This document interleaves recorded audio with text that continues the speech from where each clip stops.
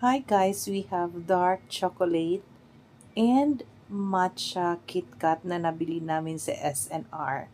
Hindi to naka-sale pero bumili lang kami kasi first time namin to matry. And we have peppermint, dairy milk from Cadbury, and this chocolate na may stevia.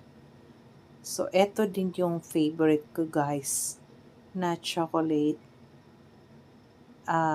Meron siyang maliit na pack na 6 pieces lang. So, eto yung mga nabili ko guys. Thank you for always watching Mama Lay. Please like and subscribe.